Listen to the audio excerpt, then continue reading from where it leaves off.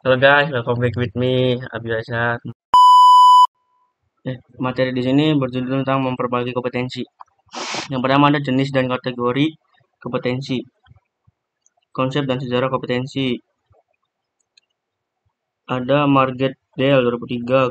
Kompetensi menggambarkan dasar pengetahuan dan standar kinerja yang dipersyaratkan agar berhasil menyelesaikan pekerjaan atau memegang suatu jabatan. Terus praktisi MSDM, kompetensi deskripsi dari karakteristik seseorang.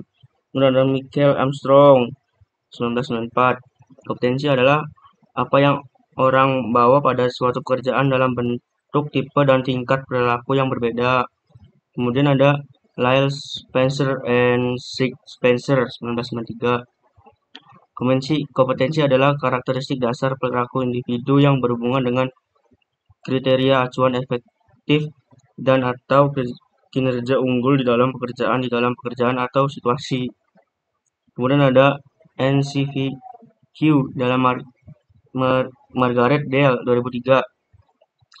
Kompetensi adalah kemampuan untuk menjalankan aktivitas dan pekerjaan. Kemudian ada Training Agency 1988. Kompetensi adalah kemampuan untuk menjalankan aktivitas dalam pekerjaan atau fungsi sesuai dengan standar kerja yang diharapkan. Kemudian Mike Cleland 1993. Kompetensi adalah karakteristik dasar personal yang menjadi faktor penentu sukses tidaknya seseorang dalam mengerjakan sesuatu pekerjaan atau situasi. Yang terakhir ada SK Kepala BKN 2003. Kompetensi adalah kemampuan dan karakteristik yang dimiliki seseorang pegawai negeri sipil yang berupa pengetahuan, keterampilan, dan sikap perilaku yang diperlukan dalam tugas jabatannya, sehingga PNS tersebut dapat melakukan tugasnya secara profesional, efektif, dan efisien. Kemudian ada komponen kompetensi. Pertama ada motif menggerakkan, mengarahkan, dan menyeleksi perilaku terhadap tujuan atau kegiatan tertentu. Kemudian ada self konsep, sikap, nilai, dan citra diri seorang. Kemudian skill, kemampuan untuk melaksanakan tugas fisik tertentu atau tugas mental tertentu.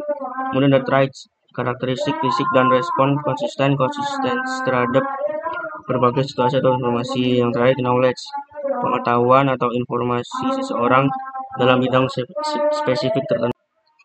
Kemudian ada perlunya kompetensi diperbaiki, determinan yang mempengaruhi atau membentuk kompetensi. Di sini yang pertama ada kapasitas intelektual. Kapasitas intelektual seseorang akan berpengaruh terhadap penguasaan kompetensi. Kemudian ada isu emosional. Hambatan dan blok emosional sering membatasi penguasaan kompetensi. Kemudian ada motivasi. Motivasi seseorang terhadap suatu pekerjaan atau aktivitas akan berpengaruh terhadap hasil yang dicapai. Terus ada karakteristik personal. Karakteristik kepribadian seseorang turut berpengaruh terhadap kompetensi seseorang. Kemudian ada pengalaman. Pengalaman merupakan elemen penting dalam membentuk penguasaan kompetensi seseorang terhadap tugas. Terus ada keahlian atau keterampilan. Aspek keahlian atau keterampilan ini memegang peran penting dalam membentuk kompetensi. Yang terakhir, kepercayaan dan nilai. Kepercayaan dan nilai seseorang terhadap sesuatu sangat berpengaruh terhadap sikap dan perilaku seseorang. Kemudian ada tingkat perbaikan kompetensi. Pertama ada mudah diperbaiki, mengembangkan orang lain, efisiensi produksi, kerja tim, keahlian teknis, orientasi, pelayanan, dan pengelola kinerja. Kemudian ada agak sulit diperbaiki, orientasi, kualitas kepuasan, pengaruh, penyelesaian konflik, pemikiran, analisis, kecerdasan, dan organisasi. Yang terakhir ada sulit diperbaiki, inisiatif, inovasi, integritas, dan kejujuran, pengelolaan, tekanan, kejiwaan, pemikiran konseptual, terakhir fleksibilitas. Kemudian ada perbedaan kompetensi dan konsep lain. Kompetensi merujuk pada pendekatan perilaku tertentu dijadikan parameter untuk mampu melaksanakan pekerjaan secara efektif, berhasil, dan unggul. Di sini ada kompetensi dibagi-bagi.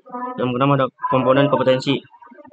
Komponen kompetensi terdiri dari dorongan sifat, citra diri, peran sosial, dan kemampuan. Kemudian ada pemahaman kompetensi.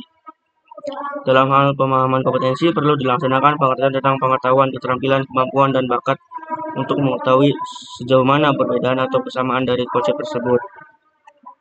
Ada pengetahuan seseorang. Pengetahuan yang dimiliki seseorang bisa dikategorikan dalam dua jenis, yaitu pengetahuan yang disadari dan pengetahuan yang tidak disadari.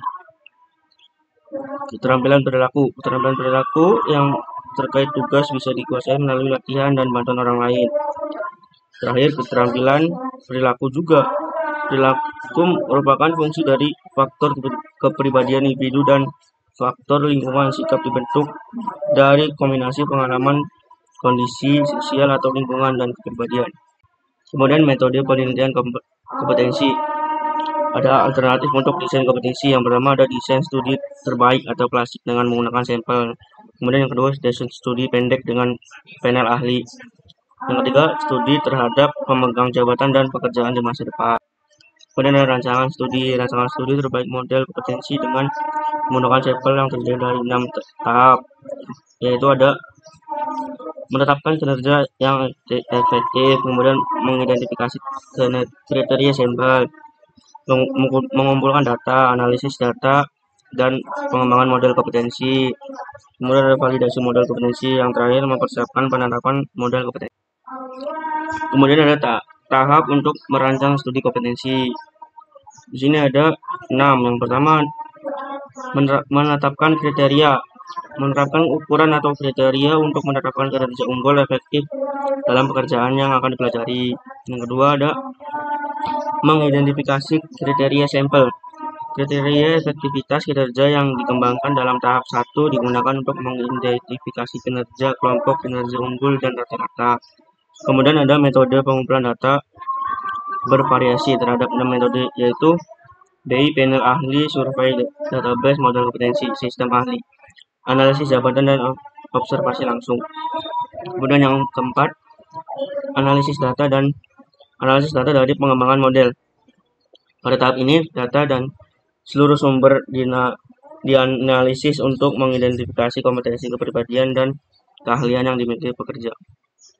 Kemudian yang kelima, validasi model kompetensi. Model kompetensi yang diuji dengan melihat jika model dimaksud memprediksikan kinerja dari orang-orang dalam kedua kelompok sampel pada waktu yang sama.